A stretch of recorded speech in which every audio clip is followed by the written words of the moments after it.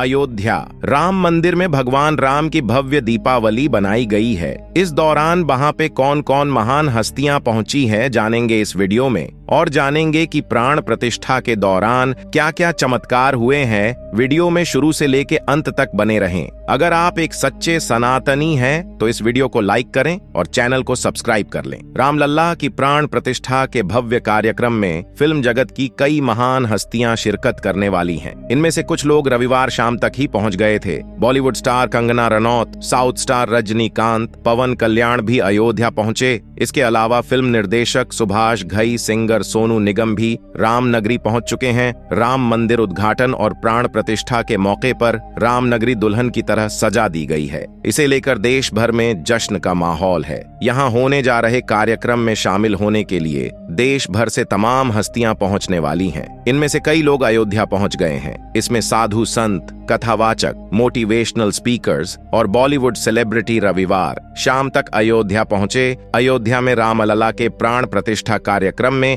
देश भर की नामचीन हस्तियों को आमंत्रित किया गया है। इसमें साधु संत, राजनेता, कारोबारी और लगभग हर वर्ग के लोग हैं। प्राण प्रतिष्ठा से एक दिन पहले ही कई वीवीआईपी गेस्ट अयोध्या पहुंचे। इस फहरिस्त में उत्तर प्रदेश के मुख्यमंत्री योगी आदित्यनाथ, श्री श्री रविशंकर, मोरारी बापू, योग गुरु रामदेव, बागेश्वर धाम के पीठाधीश्वर पंडित धीरेन्द्र कृष्ण, शास्त्री कथावाचक और कवि कुमार विश्वास समेत अन्य लोग पहुंच गए हैं। वहीं बात करें बॉलीवुड की महान हस्तियों, जिसमें सबसे पहले नाम आता है अमिताभ बच्चन का और उनके बेटे अभिषेक बच्चन, आलिया भट्ट, रणवीर कपूर, अजय देवगन, काजोल सनी, देओल, बॉबी देओल, हेमा मालिनी, अक्षय कुमार, मिथुन, शाहरुख खान, संजय दत्त। अब बात करते हैं देश की बड़ी बड़ी हस्तियों की। मुकेश अंबानी, अनंत अंबानी, रतन टाटा, गौतम अदानी। अब दोस्तों बात करते हैं किस महान हस्ती ने राम मंदिर में क्या दिया। दोस्तों मीडिया रिपोर्ट के मुताबिक सुनने में आ रहा है कि मुकेश अंबानी ने राम मंदिर में दान की तौर पे 2 करोड़ रुपए दान प्रदान किए हैं। दोस्तों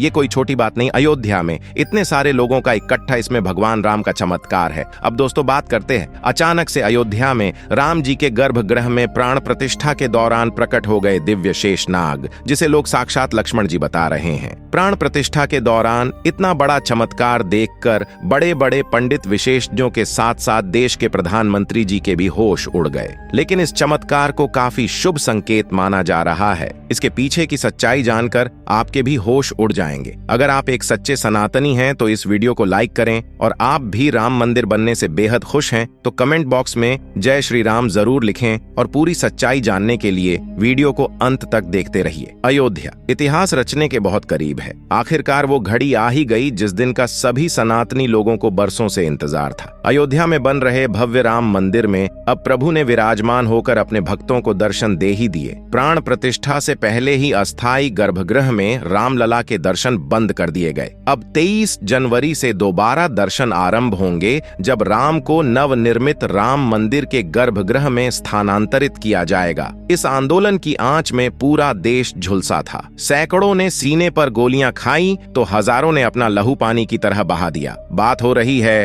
राम जन्मभूमि यानी अयोध्या की, जो 22 जनवरी को राम मंदिर की प्राण प्रतिष्ठा हुई है। उसमें पूरी दुनिया को भगवान राम के अस्तित्व से रूबरू कराया है। इस कार्यक्रम के लिए 7000 से ज्यादा वीवीआईपी और वीआईपी को न्योता दिया गया है। लेकिन जब 22 जनवरी को विशेष ज्योतिषाचार्य की उपस्थिति में प्रधानमंत्री नरेंद्र मोदी द्वारा प्राण प्रतिष्ठा का कार्यक्रम किया जा रहा था, उसी दौरान जो बड़ा चमत्कार हुआ, सच्चाई सुनकर आपके भी रोंगटे खड़े हो जाएंगे। जितना राम मंदिर निर्माण की चर्चा हो रही है, उससे कई ज्यादा प्राण प्रतिष्ठा को लेकर भी हो रही है। जब नरेंद्र मोदी यजमान प्राण प्रतिष्ठा की तैयारी करने पहुंचे तो चारों भाइयों के साथ रामलला की छोटी प्रतिमा और 5 फुट की बालक स्वरूप रामलला की बड़ी प्रतिमा गर्भगृह में स्थापित की गई। सबसे पहले तो प्राण प्रतिष्ठा में जितने भी हमारे यहाँ देवता हैं, नवग्रह हैं और जितनी राशियां हैं, सभी को शांति करने के लिए पूजा अर्चना हुई। ये सब करने के बाद में मूर्ति के शुद्धिकरण किया और मंत्र जाप शुरू किया गया। ये मंत्र काफी वैदिक होते हैं। इन मंत्रों में ऐसी शक्ति होती है कि ये किसी भी मूर्ति के अंदर प्राण डाल सकते हैं। लेकिन जब प्राण प्रतिष्ठा का कार्यक्रम चल रहा था, इस दौरान वहां पर एक ऐसा चमत्कार हुआ जिसे देखकर सभी पंडितों के और वहां खड़े सभी लोगों के होश उड़ गए। गर्भगृह में प्रभु श्री राम की मूर्ति में चरणों के पीछे से अचानक सांप का एक छोटा बच्चा बाहर निकल आया, जिसे देखने के बाद सभी लोगों का यही मानना था स्वयं शेषनाग ने प्राण प्रतिष्ठा के इस कार्यक्रम में आहुति दी है। सभी लोगों ने उन्हें प्रणाम किया और सुरक्षित तरीके से बाहर मंदिर परिसर के बाहर छोड़ दिया गया। लेकिन सबके मन में यही सवाल था, गर्भगृह बहुत सुरक्षित है, चारों तरफ से अंदर किसी जीव जंतु के आने की कोई संभावना नहीं है, तो सांप को छोटा सा सांप का बच्चा मूर्ति के पैरों में आखिर कहां से आया था? क्या वो वहां पर चमत्कारी रूप से प्रकट हुआ था? इसके बाद इस चमत्कार को शुभ संकेत मानकर स्वयं लक्ष्मण जी की वहां पर उपस्थित मानकर पुण्य प्राण प्रतिष्ठा का कार्यक्रम शुरू किया गया। अब सबको इंतजार था उन 84 सेकंड का, जिसके दौरान प्रभु श्री राम की आंखों से पट्टी हटने वाली थी और मूर्ति में प्राण प्रतिष्ठा होने वाली थी। इन 84 सेकंड को विशेष मुहूर्त के तौर पर देखा जाता है, जिसे अभिजीत मुहूर्त कहते हैं, जो कि 11 बजे से लेकर 12 के बीच कुछ सेकंड होते हैं। और जैसे ही 11 से 12 बजे के बीच अभिजीत मुहूर्त का निर्माण हुआ, उन खास 84 सेकंड के दौरान विशेष ज्योतिषाचार्य द्वारा प्रभु श्री राम की आंखों की पट्टी खोल दी गई। मूर्ति की आंखों के सामने रखा हुआ कांच अपने आप टूट गया और मूर्ति की प्राण प्रतिष्ठा संपन्न हुई। मतलब कहा जाए कि प्राण प्रतिष्ठा अर्थात पत्थर की मूर्ति को जीवंत करना है। चाहे पत्थर की मूर्ति हो, चाहे धातु की मूर्ति हो, चाहे लकड़ी की मूर्ति हो, जो भी मूर्ति होती है, प्राण प्रतिष्ठित होने पर ही वह पूजनीय होती है। यदि प्राण प्रतिष्ठा नहीं है तो जैसे दुकान में पंडित की हुई मूर्ति वही है, तो इसीलिए उसकी विधि विधान से प्राण प्रतिष्ठा की व्यवस्था है। जो शक्तियां परमात्मा में होती हैं, उन मंत्रों के द्वारा उन सारी शक्तियों को उस प्रतिमा में स्थापित किया जाता है, जिससे लोग दर्शन करने के बाद और लाभ उठाते हैं और उन जिन जिन भावनाओं के साथ उनका दर्शन करते हैं, उनका कल्याण होता है। अब सवाल उठता है कि अगर प्राण प्रतिष्ठा के दिन आम जनता राम मंदिर के दर्शन नहीं कर सकती है, तो उनके लिए मंदिर के द्वार कब खुलेंगे? बता दें कि आम जनता के लिए राम मंदिर के द्वार 25 जनवरी से खुल जाएंगे। हालांकि मंदिर के दर्शन के लिए लोगों को पहचान संबंधित अपने दस्तावेज लेकर जाने होंगे। इन दस्तावेजों की लिस्ट में आधार कार्ड को पहले नंबर पर रखा गया है। इसके अलावा देश भर में संघ के 45 प्रांतों में रहने वालों को भी राम मंदिर दर्शन का न्योता भेजा गया है। इसके तहत रोजाना 25,000 लोग 45 दिन तक रामलला के दर्शन करेंगे, जिनके ठहरने और खाने पीने की व्यवस्था राम मंदिर ट्रस्ट की ओर से की जाएगी। बता दें कि इनमें वे लोग शामिल होंगे जिन्होंने राम मंदिर आंदोलन में हिस्सा लिया था या जिन्होंने राम मंदिर धन संग्रह में कंधे से कंधा मिलाकर साथ दिया था। अब हम आपको अयोध्या में बने इस राम मंदिर की कुछ ऐसी हैरान करने वाली विशेषताएं बताएंगे जिसके बारे में आपको भी नहीं पता होगा। और अगर आप एक सच्चे राम भक्त हैं तो वीडियो के साथ अंत तक जरूर बने रहे। मंदिर का निर्माण प्राचीन भारत की नागर शैली में किया गया है। इस मंदिर की ऊंचाई कुतुब मीनार की लगभग 70% है। अयोध्या में भव्य राम मंदिर भारतीय पारंपरिक विरासत का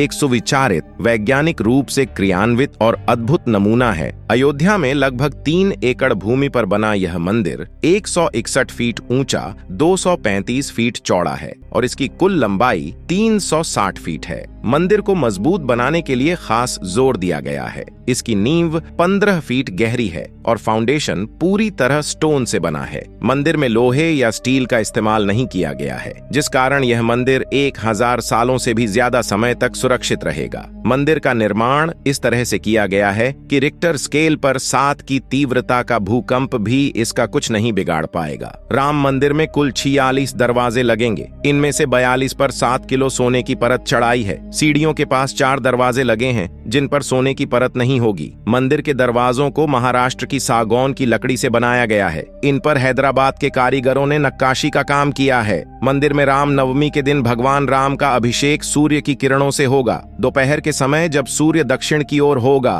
तब मिरर और लेंस से सूर्य की रोशनी रिफ्लेक्ट होकर भगवान के ललाट पर पड़ेगी। सच में दोस्तों, राम मंदिर का इतिहास बहुत बड़ा है और हम सभी इसके इतिहास के सामने बहुत छोटे हैं। लेकिन यह हमारा सौभाग्य है कि हम राम मंदिर को बनता हुआ अपनी आंखों से देख पाए। हम नमन करते हैं उन सभी कार सेवकों को जिनके बलिदान से हमें आज का यह दिन देखने को मिला है। आप भी नीचे कमेंट बॉक्स में उन्हें श्रद्धांजलि जरूर दें। और अगर आपको ये वीडियो पसंद आई है, अगर आप एक सच्चे राम भक्त हैं, तो वीडियो को लाइक करके कमेंट बॉक्स में जय श्री राम जरूर लिखें। रोजाना ऐसी ही सत्य चमत्कारी घटनाएं देखने के लिए हमारे चैनल को सब्सक्राइब कर लें। धन्यवाद।